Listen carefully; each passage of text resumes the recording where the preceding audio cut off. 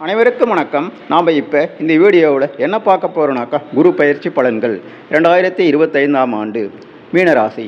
நம்ம சேனலை முதன்முறையாக பார்க்குறவங்களா இருந்தீங்கன்னாக்கா சேனலை சப்ஸ்கிரைப் பண்ணிவிடுங்க. அப்படியே பக்கத்தில் இருக்கிற ஆல் என்ற பெல் பட்டனையும் ப்ரெஸ் பண்ணி விட்டுடுங்க. அப்போ தான் நான் போடுற வீடியோக்கள் அனைத்தையும் உங்களால் பார்த்து பயன்பெற முடியும். சரி, வாங்க வீடியோக்குள்ளே போகலாம். தமிழ் சித்திரை 31ஆம் தேதி, ஆங்கிலம் 2025 ஆண்டு மே மாதம் 14ஆம் தேதி குரு பகவான் ரிஷப ராசியில் இருந்து மிதுன ராசிக்குள் பிரவேசிக்கின்றார். இந்த குரு பயிற்சி உங்களுடைய மீனராசிக்கு எப்படிப்பட்ட பலன்களை அளிக்க இருக்குன்னு நாம் பார்த்துடலாம். குரு பகவான் உங்கள் ராசிக்கு 4ஆம் இடத்தில் சஞ்சாரம் செய்கின்றார். 4ஆம் இடம் என்பது குரு பகவானுக்கு உகந்த இடம் அல்ல. குரு பகவான் எப்போவுமே 2, 5, 7, 9, 11 ஆகிய இடங்களில் சஞ்சாரம் செய்யும்போது தான் சிறப்பான நல்ல பலன்களை அளிப்பார். அந்த அடிப்படையில் உங்கள் ராசிக்கு 4ஆம் இடத்தில் சஞ்சாரம் செஞ்சிருக்கின்ற குரு பகவான், அதாவது உங்களுக்கு வீடு, வண்டி, வாகன விஷயத்தில் கண்டிப்பாக செலவினங்களை வைப்பார். அதாவது சில பேருக்கு வீடு மாற்றம் செய்கிற மாதிரி விஷயங்கள் இருக்கும். வீடு மாற்றுற மாதிரி சில விஷயங்கள் சில பேருக்கு இருக்கும். சில பேருக்கு எப்படின்னாக்கா வீடு ஆல்ட்ரேஷன் பண்ணுற மாதிரி, அது ஆக மொத்தத்தில் வீடு விஷயத்தில் ஏதாவது செலவினங்கள் வைப்பார்.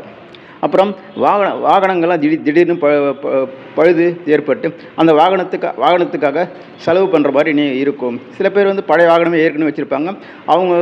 அவங்களுக்கு எப்படின்னாக்கா அந்த வாகனங்களை வேணான்னு நினச்சிட்டு புதிய வாகனம் வாங்குற மாதிரி ஏதாவது செலவினங்கள் ஏற்படும். ஸோ ஆக மொத்தத்தில் வீடு, வண்டி, வாகன விஷயத்தில் கண்டிப்பாக உங்களுக்கு செலவினங்கள் இருக்கும். இந்த விஷயத்தில் நீங்கள் கொஞ்சம் சிக்கன போக்கை கடைபிடிப்பது நல்லது. இல்லைன்னா வீண் விரயம் ஆவதற்கான வாய்ப்பு கண்டிப்பாக இருக்குது. சரி, பார்த்து கவனமாக இருந்துக்கணும். இது 10 அல்லது 15% பாதிக்கும், பெருமளவு பாதிக்காது. புரியுதுங்களா? சரி, உங்களுடைய அடிப்படை ஜாதகத்தை ஏற்ற மாதிரியும் இது இருக்கும். புரியுதுங்களா? சரி, ஓகே. சரி, அடுத்து குரு பகவான் உங்கள் ராசிக்கு எந்தெந்த இடங்களை பார்வையிடுகிறார், அதனால் உங்களுடைய மீன ராசிக்கு எப்படிப்பட்ட பலன்கள் இருக்குன்னு நம்ம பார்த்துடலாம். குரு பகவான் உங்கள் ராசிக்கு 8, 10, 12 ஆகிய இடங்களை பார்வையிடுகிறார். அதாவது 8ஆம் இடம் என்பது ஒரு துர்ஸ்தானம், மறைவு ஸ்தானம். இந்த இடத்துல குரு பகவான் பார்வை என்பது அந்தளவு பரவாயில்ல, ஓரளவுக்கு பரவாயில்ல என்று எடுத்துக்கொள்ளலாம்.